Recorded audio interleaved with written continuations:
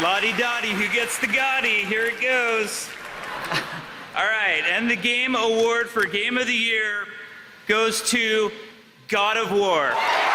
This was a shock to many, including me. After playing every Game of the Year contender from Red Dead Redemption 2 to God of War to Spider-Man, I remember feeling so confident in Red Dead Redemption 2's chances to win Game of the Year. I mean, it had and still has some of the best graphics. The story is my personal favorite in gaming, and the world is truly unmatched till this day. At the time, back in 2018, I thought it had everything needed to be the winner. But looking back 7 years later, I realized I was definitely blinded by the honeymoon phase. By that, I mean I viewed it as a flawless game, but after multiple replays of Red Dead Redemption 2, it had issues both in the game itself and some external factor that prevented it from being Game of the Year. If you're new to this channel and aren't subscribed yet, I really hope I can earn your subscription, as 99% of you watching aren't subscribed yet. Be part of that 1% and subscribe now. To clarify though, Red Dead Redemption 2 is my favorite game of all time, but I now understand why it didn't win, and it comes down to two main reasons. Two big reasons that resulted with God of War 2018 snatching the award away. The first reason being, and this is coming from a huge Rockstar Games fan, well, it's the gameplay. To put it bluntly, Red Dead Redemption and Rockstar Games in general lack deep gameplay. As cool as seeing details such as a horse's testicles shrinking in the cold, they don't make up for the incredibly surface level gameplay Red Dead Redemption 2 has. I already made a very detailed video about this where I critique Rockstar's gameplay design in general, and how I view it as the only flaw in their games as everything else is genuinely excellent. The loop of Red Dead Redemption is based on horse riding, gunfights, and occasional melee fights. Stealth doesn't really work even if crouching is allowed. Well, I do have to be fair, when it comes to horse riding, they truly cooked. They made some of the most satisfying horse riding simulation in gaming. However, when it comes to gameplay, especially gunplay, the main element of the game, which is to be the equivalent to God of War 2018's melee combat, well, it falls short in innovation, depth, and challenge. See, when both Red Dead Redemption 2 and God of War 2018 have excellent narratives, graphics, and worlds,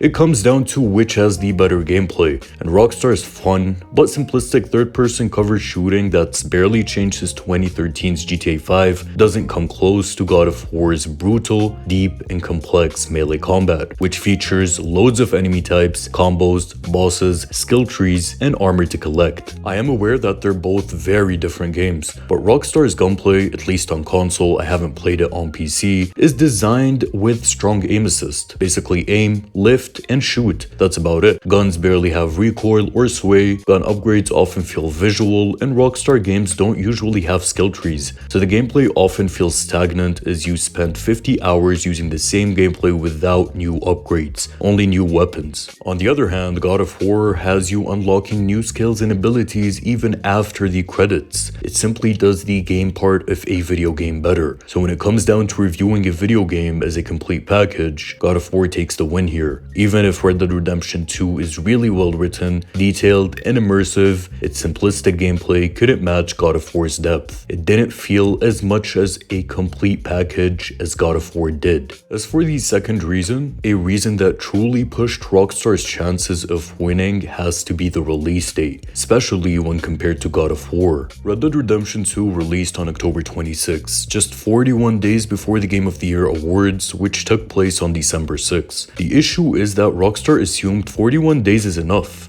for gamers to buy, play through, finish the story, and vote for Red Dead Redemption 2, which was clearly not enough. To be clear, Red Dead Redemption 2 is a huge game, a truly gigantic game. It takes 50 hours to finish the story only if you rush through it without completing any side activities, and 200 hours to achieve the 100%. Sure, a decent amount of gamers could finish it within 41 days, but a huge amount of gamers with studies and jobs would not have the time to finish the game in that time. So by the time the awards rolled by, so many gamers wouldn't have rolled credits on the game, resulting with less votes for it winning Game of the Year. In comparison with God of War 2018, while it released on April 20th, it had so many months to be played, platinumed, and dissected by gamers. It had the chance to go on discount as well and get purchased by even more gamers. Looking back at it now, it's very clear to me how both the release date and God of War's gameplay easily allowed it to win Game of the Year. It's way clearer now years later looking back. I managed to finish Red Dead Redemption 2 in 2 weeks, but I never thought about the other gamers and if they'd have the time to do so. And after revisiting God of War 2018 recently, I was reminded by how deep, complex, and beautifully animated the combat is. It still holds up excellently today, and I truly do think 2018 and Ragnarok have some of the best combat gameplay in the industry. However, I do have one last thing to say though. I think this year, 2026, will be the year Rockstar wins their first Game of the Year. Again, Rockstar does the same thing they did with Red Dead Redemption 2. It is way too close to the Game of the Year awards, but GTA 6 has an insane amount of hype, more than Red Dead Redemption 2 or its sequel could ever dream of. And judging by Rockstar's past, they never put out a game that's not polished and in an excellent state. I just hope they've significantly improved gameplay this time around, because I really do want them to win Game of the Year for once, because they've been putting out excellent games over and over, but they've always fell short from winning the Game of the Year award.